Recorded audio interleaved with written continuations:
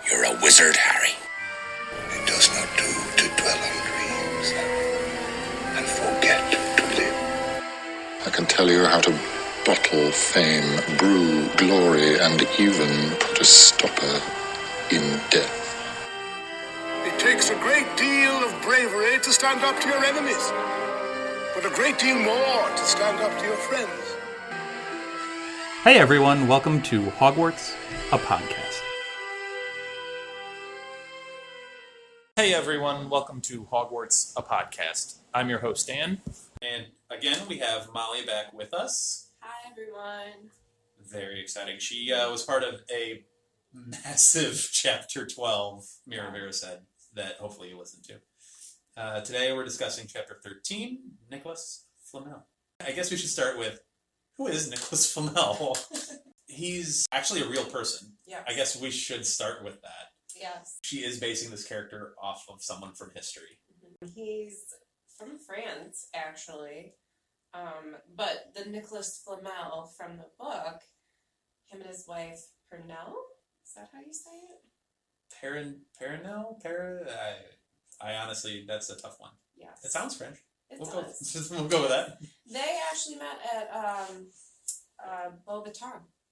That's where they met. Oh, really? Yeah. So, just a little, trivia tidbit, maybe. That is a trivia tidbit. I did not know that. Yeah. But yeah, he was an actual dude that was into I can never say this right. Alchemy? Alchemy. Yes, thank you. He, throughout history, they brought him up as actually having the stone and the elixir of life. They say he's popped up throughout history, so a little research that I did. Interesting. Yeah, WizardingWorld.com has more info on him. There you go. So. They do drop some tidbits about his life in here, that he's 665 years old. If you remember that number, you might have heard it in our trivia from a couple of episodes ago when Anna and I got into a massive trivia showdown. Epic. Yeah, in the Quidditch chapter 11. Do go back and listen to that. It is bonkers. It's nuts. But yeah, 665 years old. Yes. His wife is 658. Yes. They've clearly lived through some interesting times in history. Yes. This takes place in the 90s, the 1990s. So, yeah, you can kind of do your own math there, because I'm not good at math. But you can do your own math. That's fine. Obviously, they had been searching for Nicolas Flamel for a long time, the trio, and how they weren't finding him, and so on and so forth. And then a chocolate frog card gives away the I love it. I've seen this name before. I swear I've seen this name. Yeah. Which she drops, way earlier on in the book. Yeah. When we learned that Dumbledore also likes 10-pin bowling. Yes. Which is such an odd... you list his achievements. Right. That's the curveball that you throw in there. 10-pin bowling. It makes me think he wrote it. He wrote his own chocolate frog card. Because he's I guess I have to write accomplishment. Right. But I'm going to throw in 10-pin bowling. Right. Because yes. That's a wizarding game? Yeah. And plus, too, I just feel like that's, Dumbledore's, humor. In Yeah. a nutshell. Just blah, blah, blah. And here's this weird thing about me. Yep. I'm really, really impressive. Yeah. But also, I'm still an actual person. Right. So, yeah. But yeah, so they kind of really stumble upon it after Ron gives Neville a frog, because Neville was feeling down. Which Neville often does early in this book. It's a little unfortunate, kind of a downtrodden character. And we talked a little bit about it because Anna came at me hard with my Snape comments when Neville screwed up so badly in potions. And Snape kind of snapped at him a little bit.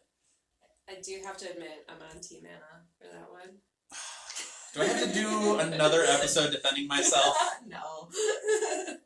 No, I just have such a soft spot in my heart for Neville because I've definitely been there. And I think, again, here's, JK just bringing in more real world awesomeness that she does. Like, we've all had that one teacher that just scares the crap out of you. Mm-hmm. And, like, you know, you're just anxious little Neville, just like, oh my god, like, please, I'm trying to do my best here. Yeah. So. No, for sure. That's why I got good grades, is because I didn't want to get yelled at by teachers. Yeah. So, right? essentially what it was. Right. No, I totally get it. Yes. Though I didn't melt anything in school either to No. warrant such a reaction. I could definitely understand where that would be frustrating to deal with. I will say, Dan, I can empathize with that. It's that like process. it'd be like Molly. She works in a clinic. Yes. Telling a patient to go to the mirror at the bar and just do some balance exercises, and somehow they pull off the entire bar. The mirror comes down and crashes, and you're like, well, how could you have even done that? I don't understand how you messed that up so spectacularly. I feel like I would have to do some deep inner reflection, though. Like, what did I do to make this person pull this bar off the wall? That's fair. That's fair, too. Oh, man. Anyway, we digress. So, we need to mention Snape as a Quidditch ref. Oh. Because I can't imagine he volunteered for this game. I'd assume Dumbledore was like, yeah, you're doing this. Mm-hmm. The choice of Snape as a Quidditch ref, he must have been so disgruntled getting that news of like, hey, by the way, you're going to work on your Saturday by like doing this or whatever. Right. As Elizabeth already pointed out, all of the teachers' schedules and how much work they actually have to do daily. Oh my gosh. I can't imagine he was particularly pleased. Yeah. Shout out to Elizabeth for that. That was super cool. It was impressive. Yes. It was very impressive. Check that out. We also have a picture of the schedule that she actually made of what McGonagall's school schedule might be like. Yeah. It's impressive work. I would be curled up in the dungeon, just rocking back and forth. Like, no more. I can't do this. So Snape is a Quidditch ref. I have no idea if he has any background in Quidditch whatsoever. Yeah. There's over 700 rules. Yeah. He can't know them, right? No. Is that why he's just calling random fouls? Well, Foul on Gryffindor. Right? What are you talking about? I hit a bludger. That's in the rules. Right. That's how I play a game. Yes. Nope, that's a foul. Mm-hmm. Penalty shot. Yep. Maybe that's why. Yes. He just didn't bother to look that up. I can't even imagine him on a broom. No. I imagine the ref has to be on a broom somewhere near the action. I can't imagine they're calling it from the ground. Yeah. Because Hooch was the ref. Right. But she's also the flying teacher. Right. So that would make sense. Right. But this, I can't envision him No. in that role. Maybe he took a potion to help him steady his nerves. I don't know. Maybe. I was going to mention a potion, and then that's a spoiler.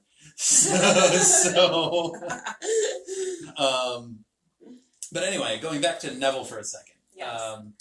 Neville's featured prominently in this chapter. He is. He gets a lot of play, and a lot of it's kind of against Malfoy and Malfoy's constant barrage of both Harry and Neville, but Harry's able to dish it back more, come back with more one-liners, or he has the Quidditch pitch to kind of be like, oh, you said I can't do this, well, watch me. Right.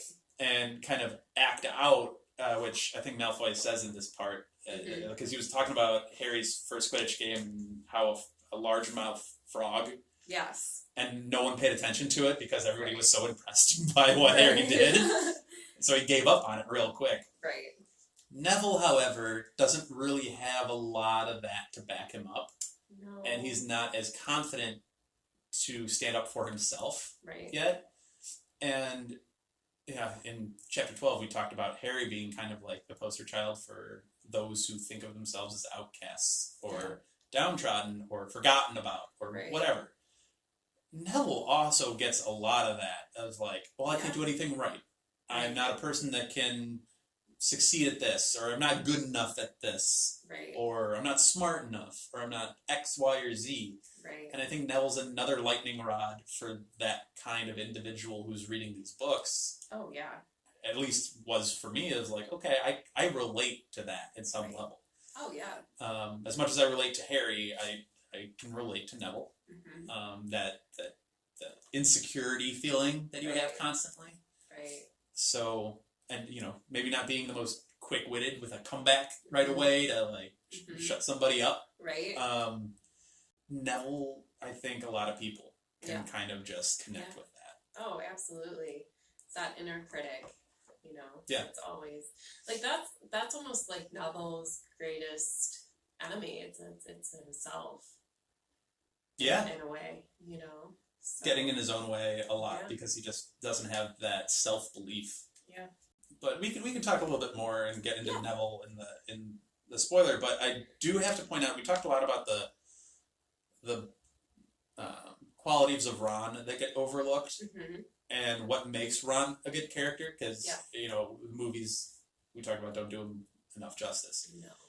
And the quote that he says at the Quidditch match, where Malfoy is just unloading on Neville and poking Neville again and again and again, and Neville finally stands up and says something. It might not be the strongest thing. Right. It might not be the most quick-witted or snappy comeback or whatever, but it's something. Right.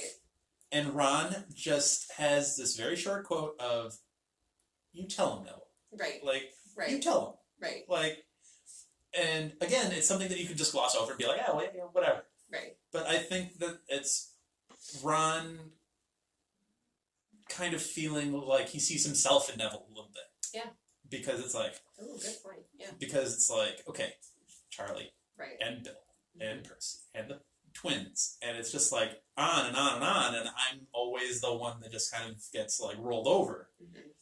And it's just he has a little bit more of a knack of like a little more fiery personality where he's like, no, forget this. I'm gonna like, you might be bigger, faster, stronger, smarter, maybe, but I'm gonna get my cracks in. It's like I'm gonna get my shot in. Right. Might not be as good as yours, but I'm gonna get one in. Right. So I think he sees a little bit of Neville himself and is encouraging him to be like, you have to stand up for yourself a little bit. Right. And kind of put your foot down at some point. And I think it's a great quality of Ron as a friend. Oh, yeah. And someone, and now we've talked about Ron being not a borderline. He was a straight up jerk to Hermione. Oh, yeah. The first few chapters, he was a horrible person to Hermione. Right. And they still have their banter back and forth. Yeah. But I think this is your first sign of Ron going to someone and being like, I have your back. I have, like, your best interests at heart. Like, the quote-unquote true friend thing. Right. And Ron always gets that tagline with Harry. Like, oh, they're two peas in a pod, to use a really dated reference. Like, a really old thing. They're, like, two close friends. Right. This is him taking on Neville as kind of like, hey, I got you. Right. Which he then follows up on when he gets into the fight with Malfoy, Crabbe, and Goyle. Yes. Which, by the way, Neville takes on Crabbe and Goyle. I know. I was like, you go, Neville. Like, woof. That's, you're right on Neville, but you're punching above your weight there. Right? But literally. Yes. You're literally punching above your weight. But it also, too, like, it brings me back to the quote, like, in the beginning of the book, or in the beginning of the chapter, where Neville is like, there's no need to tell me I'm not brave enough to be in Gryffindor. Malfoy's already done that. But yet he takes on Crabbe and Goyle. Yeah. Like, no. Neville, you belong in Gryffindor. Yeah, no, absolutely. I want to keep going with the Neville as a Gryffindor thing. we can expand on that in the spoilers, but Neville's a great character, and I'm glad he gets a good chunk of this chapter to kind of flesh him out a little bit more as a character. It's great. After the Quidditch match and the jubilation of Harry whizzing right by Snape's ear to get the snitch, Harry recognizes something's not right and follows them in toward the forest, and overhears this conversation between Snape and Quirrell. And I guess my point here in the non-spoiler section that I just want to make, because it jumped out to me, it's like the guts that Harry has, the foolishness of Harry, and also you're going towards the Forbidden Forest. They've literally warned you against this. And I get that that doesn't apply to Harry because Harry. It's Harry. Yeah. But you're flying in a broom above the Forbidden Forest. And you can't hear as well as you want. So your thought is then to go into the branches of the trees. Yes. That's a dangerous thing for a lot of different reasons. Oh, for sure. You're clearly entering a stated dangerous place. And you're presumably flying above two professors who would not be totally cool with you overhearing a conversation. Either one of them. Right. So, if Snape caught him, oh my goodness. Like, so many points lost. Yes, so many points. Exactly. Yes, so many points lost. So, it's just a gutsy,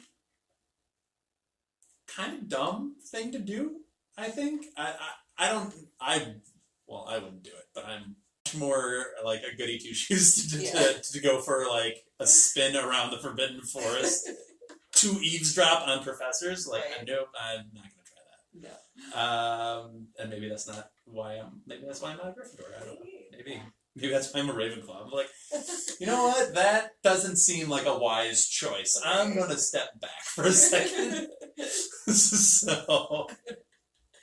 I'm just like too much of a rule follower with stuff like that. I'm just be like, nope, he said, my inner Hermione would come out. You did what? Wow. Oh my gosh. Yeah. So I don't know. Those were some of the non-spoiler thoughts that we had. We will pause right here, and then we'll get to the spoilers. I know Molly just dropped something on you, and that's the Snape thing coming at me a little bit. That's fine. She has some other thoughts on some of the other episodes as well, so stay tuned for that, because that'll be good. Hopefully she calls out someone other than me for my thoughts. But stay tuned. I'm sure it'll be a fun conversation. In the dungeon! General in the dungeon! Alright, so we are back dealing with the spoiler section of Chapter 13. Nicolas Flamel, chapter dealing with the alchemist. But before we get into the spoilers of this chapter, Molly has some thoughts on some of the other episodes. She's listened to all of the episodes. Thank you for that. And she has some thoughts. Yeah, and of course, this podcast is awesome. Oh, thank you. Yes. So, I just have to call out Anna. Oh, boy. Good luck with this. I know. I feel like I'm opening something that I probably shouldn't, but I have to say, James Potter, your favorite character? Woo! Really? Woo! Out of the entire series? James Potter. I only say this because what do we really know about him? He's not really there a lot. Like, yes, he's Harry's dad, and some of what we get from him is Snape's memories. He doesn't seem not too flattering. not flattering portrayals of James. Not that, because I will say, Anna, you and we can agree on Snivellus, but... Oh, now you're turning it back on me. I know, I'm sorry, Anna. No, but Anna, why? Just, I need to know more why. Because I just can't agree with that. Now, I'm hoping that when we get into Prisoner of Azkaban, and we can get, like, a little bit of the Marauder talk going. Yeah. Anna's already, obviously, clearly, she's a big Marauder fan. Yes. So hopefully we can get you in and around those chapters right. of the Marauders so we can get a little, like, back and forth. It'd be great. It'd be great. Yeah. I agree with you that a lot of what we see of James is not the most flattering. Right. If I were to speak for Anna, which is a big thing, there are some redeemable qualities that we know about for James. I don't know somebody that doesn't like Lily. Yeah. And the fact that Lily saw something in James should say a lot. Yeah. Obviously, what he did for the Marauders and his kind of helping with Lupin's issues and his treatment of Peter Pettigrew, including him in that group. Yeah. Considering he was an outcast at Hogwarts. And you'd think James and Sirius being like, quote unquote, the cool kids. Right. Wouldn't include Peter Pettigrew. Right. But they did, to their credit. Yeah. And also their downfall, but that's a big spoiler. Right. So, we know James is fiercely loyal to his friends and those he loves. Yes. I'll let Anna do the full defense of James Potter, because I can't wait to hear her response. I know, it's such an odd one out there. Such an odd little, my favorite character of the whole entire series. James Potter. Well, that begs the question, Molly. Who's your favorite character? Oh my gosh. I'll give you a little leeway. You can't pick one of the trio. No. Can't pick one of the trio. Gotta pick somebody. Big fan of Mrs. Weasley. Yeah? Yeah. Okay. Yeah. I don't know how I can attack. No, Mrs. Weasley's a phenomenal character. Yeah.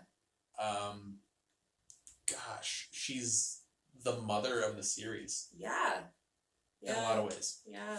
She raised Fred and George. I know. I mean, just that alone should make her a saint. Yes. Yes. Like, there's just so much, like, caring and kindness and motherly love in that. And, you know, she does such a good job for Harry when he comes to the Burrow and the way that she runs the Burrow. Like, it's awesome. I mean, Molly Weasley, I joked about Fred and George, her raising Fred and George. She raised Bill, who was head boy, extraordinarily talented, brilliant, works for Gringotts in a very challenging position that requires a lot of skill and a lot of knowledge. Yes. She raised Charlie, peak athlete. Yes. Dangerous job. More brawny, a little bit stronger, extremely talented. Right. Percy, for better or worse, and there are better and worse moments of Percy throughout this series, but another ambitious, talented, smart character. Whether you like him or not, for all of your reasons, fine, but at least those qualities do apply. Right. Fred and George are hilarious and much more brilliant than people think because of their humor. Yeah. There's like, oh yeah, they're quick-witted, but there's a very strong intelligence there. Yes. Obviously, they're successful business owners. And we've talked about Ron and some of his better qualities, Ginny and her talents and her strength and her athleticism and she's raised, and Arthur did too. Like, let's not diminish Arthur. Oh gosh, no. Yeah. But I mean, everybody knows, and this whole series is about a mother's love for their children. Right. She exhibits that to her kids and raises some amazing individuals. Yes. And you can include Harry in that. Yes. And you can include Hermione. She does a lot for Hermione as well. She does. She does a lot for Lupin. She does a lot for Tonks. Yes, she has such like a big loving heart. And then she also just has this, like, don't mess with me attitude that, like, yes. She gets the one... Well, I guess she doesn't get the one swear word. It just depends on your usage of the swear word. Yes. In this. But yeah, she gets a big moment. Yeah. She gets a big moment. Book 7, for sure. Yeah. Yes. You're just like, yeah! Yeah. Yeah, it's a great moment. Yes. So Molly Weasley is such a wonderful choice. Yeah. That I can't... And I'm not picking her because we both have to share the same name. She's just a great character. I wasn't going to point that out, but you're a little biased. I am. So, no, she's a wonderful character, who we will thankfully get to talk about a lot more going forward. Yeah. Especially as her role gets a little bit more involved in some of the later books. So, wow, that was a lot, and we haven't even gotten into the spoilers yet. I know. Did you have any other thoughts on any of the other episodes, or did you just want to specifically call out Anna? I just really wanted to call out Anna. Okay. She seemed like a fun person to call out, and I almost feel like I've opened a can of fieriness. If I know Anna, she's gonna take less offense to you calling her out than to my attempt at defending James. You didn't defend him hard enough, is probably what she's saying as she's listening to this right now. I guess I just want to understand it more. No, that's fair. I mean, you can poke at that. Yeah.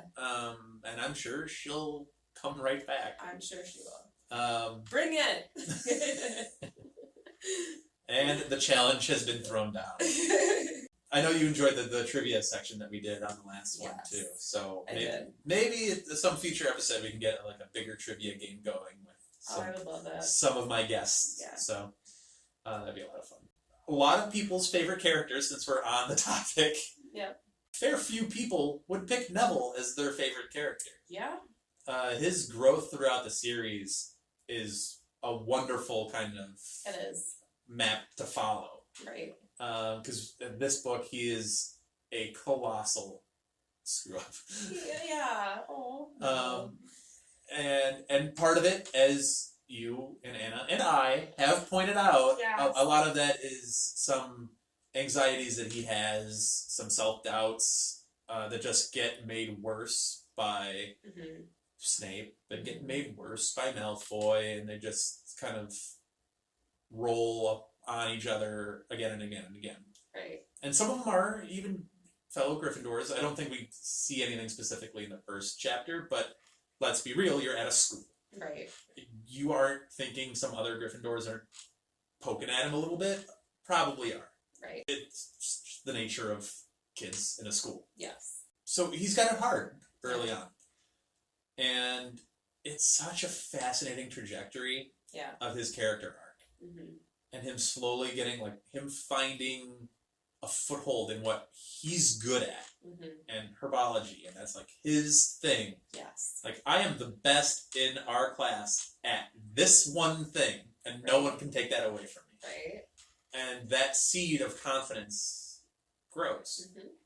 And it's, I think you pointed it out in the non-spoiler, that quote about him being unsure, being a true Gryffindor. Right. And how that courage kind of manifests itself more directly later in the books. One could argue, if I'm going like super psychological on you. Love it, bring it. One could argue that honestly he's displaying a level of courage. Like, he got demolished by Snape in that potions class. He melted a cauldron. Right. Not a flattering representation of yourself. No. If I had a disastrous moment like that, I would find it hard to honestly show up the next day of class. Yeah.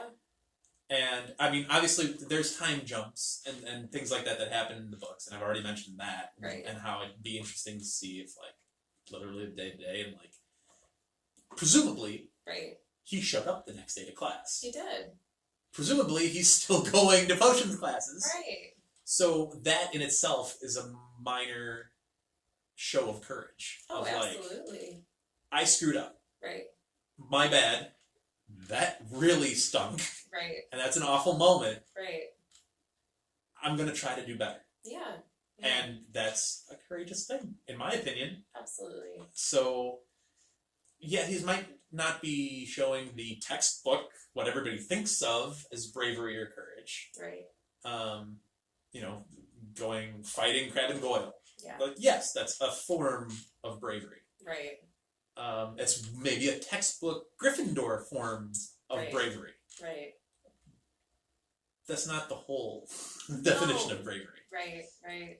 Which I think is what we talked about a little bit of, other houses and other members of other houses having characteristics of other houses. Right. Of, why does a Hufflepuff always have to be I'm a hard worker, but I'm meek, and I'm not going to cause trouble or whatever. Blah blah blah blah blah. Right. It's no. Right.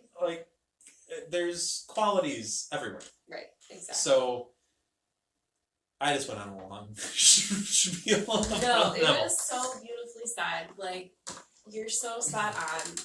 The courage to, when you do have, even somebody with anxiety, somebody who's a little bit more like Neville, maybe, seeing that character and relating to that character and knowing that Neville's showing up every day, that in itself is an act of bravery for sure. So I think it was beautifully said, Dan. I think you're spot on with that. Yeah, thank you for saying that. It's just, I look at Neville as he's always a Gryffindor, even though it gets questioned a lot early on, and then there's a whole "do we sort too early" kind of thing. Mm-hmm. Well, he displays full bravery in every form of that definition. Yeah. Later on in the series. Oh yeah. Leader. Mm-hmm. Fighter. Yeah. A killer. Yeah. I mean, he literally killed a soul. Right. So. Yeah. Yeah. So, Neville has a fascinating arc. Oh my gosh. I remember that 5th book when you get to, the story of Neville and Harry and that choice. Your mind's just blown because it feels so unsuspecting. Because you're like, Neville? Really? And then you're like, oh man, it could have been a totally different story. So you think he's written about in history books for that moment of him taking out a Horcrux? Him literally taking a part of Voldemort down. Oh, I'm sure. Sorry, Anna. Voldy. We've called Anna out a lot in this episode. We have. I feel like I'd really like Anna if I met her, by the way, so... You probably would get along very nicely. Yeah, I wonder if he's just, written about as part of that history, or if it's just Harry Potter. Harry Potter. No, because I really don't think that Harry would want to take credit for all of that. That's just not his nature. So I'm sure that, who knows, whoever wrote it, in the wizarding world, may just focus solely on Harry. But, that's the other beautiful part of this story, is that it's about teamwork. It's Hermione, you could say, has huge impact on all of that. Ron has a huge impact on all of that. Everybody, yeah. So I would. Ginny and Luna have big impacts. Yes. And the twins have big impacts. Mm-hmm. And all of, there's a lot. there's a lot to. Yes. And that's part of that 7th book is that's how Voldy kind of taunts Harry, is you're allowing so many others to step up and die for you and be shields for you, and it's a very targeted, aggressive, smart taunt on his part, really. Right. And it's true to a pretty big scale. A lot of people were very literally throwing themselves between those two characters. Right. So I think Neville plays a massive, massive part, and it's great to see him start to get a little bit more recognition, start to see that self-confidence build to at least a point where he comes back at Malfoy, Yes. however meekly he does it. Right. The fact that he still does it. Yeah. And Ron confirming that was a wonderful moment for me. I really enjoyed it. Yes. Speaking of Ron and Hermione, and their constant exchanges. The relationship's gotten better. Yes. Since the early chapters. Yes. Very contentious early. Yes. Still contentious. Yes. But they're now, I think, learning a little bit more about each other, and they're figuring out their own communication style. Yes. Where it's essentially Hermione does something, Ron snaps at her, and she completely ignores him and moves on with whatever she's doing. Yeah. That's the form of communication we're at now. But that relationship's got a lot more attention than maybe Hermione and Harry at this point. Yeah. Just with their back and forth in a negative way. Right. And now they're back and forth in a more friend, quote-unquote, way. Right. Because I don't think that we've had a lot of Harry-Hermione moments for the most part. I never really, I don't know. To me, it always made sense. Ron and Hermione. Yeah. Yeah. You're the Ron and Hermione boat? I am. Yeah. Plus too, it's like that old, grade school kind of love relationship when you're younger. Like, you make fun of the person that you actually like. Right, exactly. So it's fair. But yeah, I think they balance each other out well. Yeah. So here's the thing. And I guess I'll choose this moment now to throw this out into the world and have at least 50% of the people listening to this hate me. And that's fine. That's fine. I agree with everything you just said. Yes. I agree with everything Anna has said previously about the Ron-Hermione balance and how they kind of complete each other because they fill in each other's blanks. Right. I don't disagree with any of that. I 100% get it. I understand it. And yes, you're right. I read this book and I put myself in Harry's shoes. Mm-hmm. So I read this as if I'm Harry Potter experiencing all of this kind of stuff. This is the mindset that I kind of had. Okay. Because I identified with Harry. I kind of had that kind of, viewpoint or whatever when I was reading this. So me reading it, I was like, oh, Hermione's kind of cool. Mm-hmm. So in my subconscious, I always put Harry and Hermione together because I viewed myself as Harry, and Hermione would be like a girl that I could be interested in. Yeah. So I always connected those two dots. Okay. If that makes any sense. I know story-wise, it might make better sense for all of the puzzle pieces to fit together for Ron and Hermione to be a thing. Yeah. Because then Harry and Ginny can fit, and then it's all a happy little, perfect puzzle. Right. I don't know, just reading it and putting myself... Yeah. I put them together in my head just because of that. Yeah. But that being said, when Ron and Hermione became a thing, I wasn't like, oh my gosh, that's the worst decision ever, that's stupid. Right. No, I was like, yeah, it makes sense. Right. It's fine. I didn't hate it. Right. I'm just makes sense. That's fine. Yeah. Moving on. I like Ginny too. That's fine. That's cool. Yeah. I'm not totally oh my god, they have to be together, but it was easier for me, to see that relationship as opposed to Harry and Hermione, because I feel like that was more of a brother-sister relationship, in my opinion. I see that. I can see that. Yeah. Yeah. So, and some would argue that yes, Ron and Hermione could also be seen that way. Especially early on with their little banter back and forth. Right. It's very sibling rivalry kind of thing. Right. But I also view it just as when you're a little kid. No, I think that's a valid point too of you make fun of the person that you actually like. Yeah. I get that. So. I hope I explained myself clearly and well enough that I don't get all of the heat and hatred going forward, but I know people will call me out. That's fine. So, another thing that JK just kind of drops in here, very subtly, is, and I think we both had this on our notes. Yes. Which is awesome when this happens. Yes. I love it when it happens when we both pull something and we're like, we both thought this was cool. Yeah. Go for it. All right. I just love this. So when they're talking about the Sorcerer's Stone, if you have the hardcover copy, it's page 221. Mm-hmm. And it is potion lessons were turning into a sort of weekly torture. Snape was so horrible to Harry. Could Snape possibly know they'd found out about the Sorcerer's Stone? Harry didn't see how he could. Yet he sometimes had the horrible feeling that Snape could read minds. Yes. That's such a good, drop in here. And again, this comes back to a conversation we've had on a previous episode where, is this something that she knew ahead of time that Snape would be particularly skilled at? Right. Or is this just something like a completely random thing that we're reading way too much into? Which is very much possible. Right.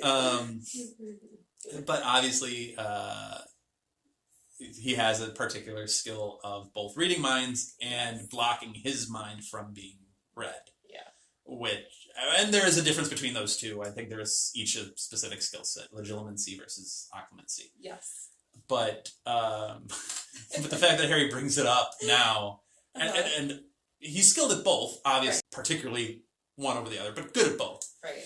So it's an interesting detail that we both pulled. Yes. So, we both thought it was pretty interesting. Title of the chapter is Nicolas Flamel. We really haven't talked about Nicolas Flamel or the Philosopher's Stone, which is the title of the book. Right. A whole lot at all. I know. Which is a little weird now that I'm thinking about it. Yeah. Ooh, I have a good question for you, Dan. Oh, okay. All right. Sorry, I'm turning the tables a little. Bring it. All right.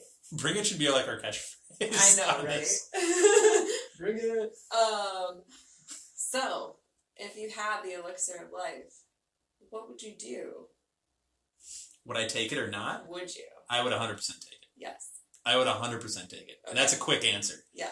I would take it because I'm interested in... Well, first of all, it's not a permanent thing. Right. You can always stop when you're ready. Mm-hmm. And, as Dumbledore says later in this book, you can set your affairs in order appropriately and, go with death. As we talked about the Hallows. Yes.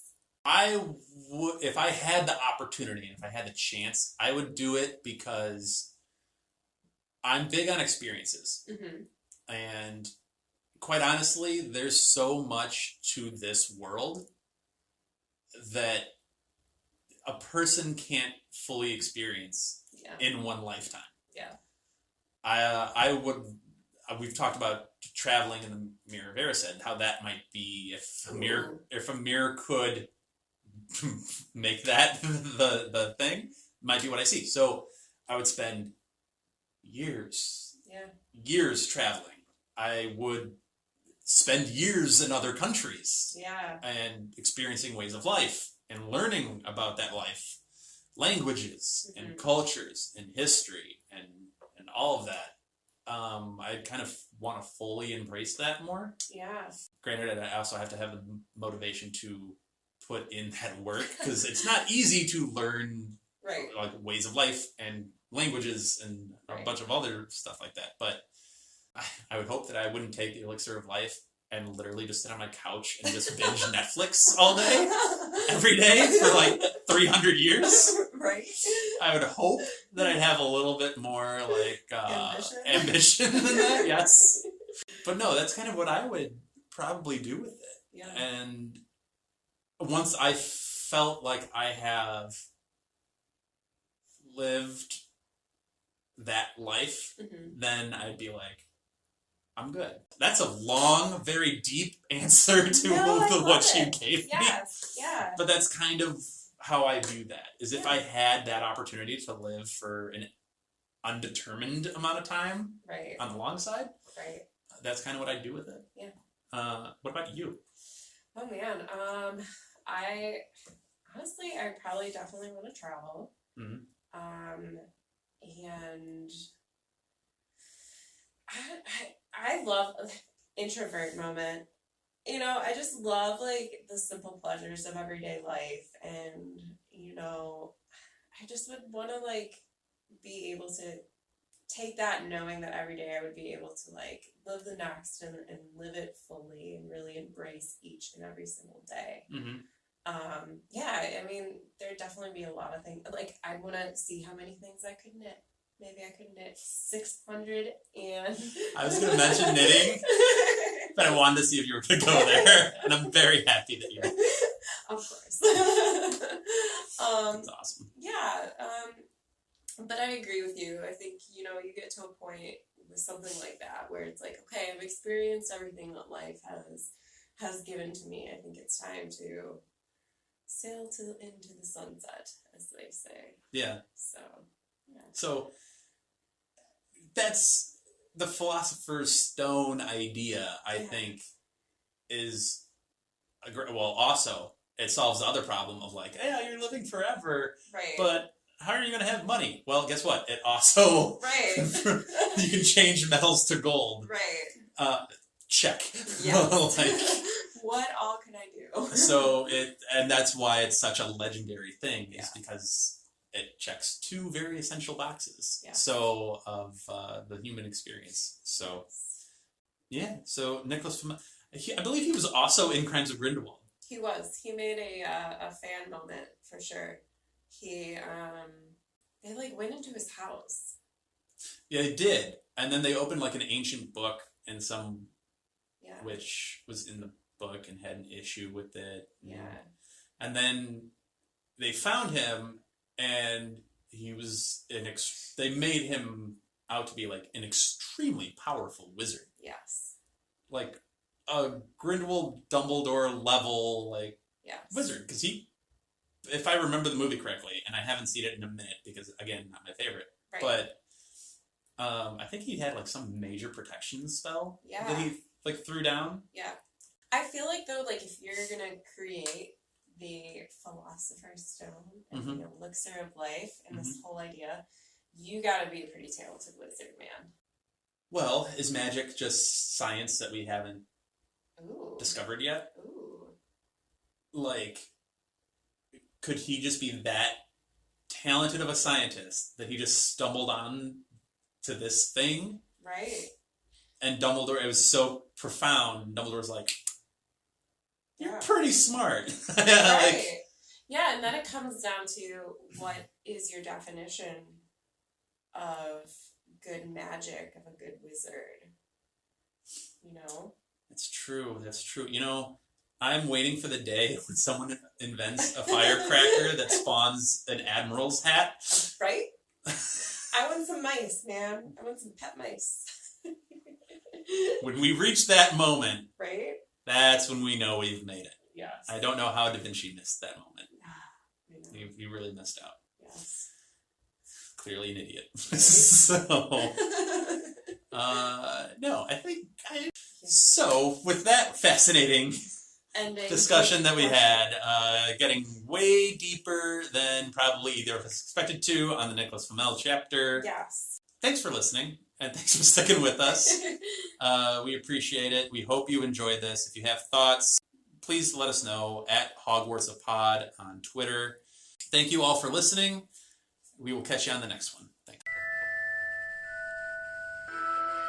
Thank you for listening to Hogwarts, a podcast. If you like what you've heard, please click the subscribe button on your preferred podcasting app and follow us on Twitter and Instagram at HogwartsAPod.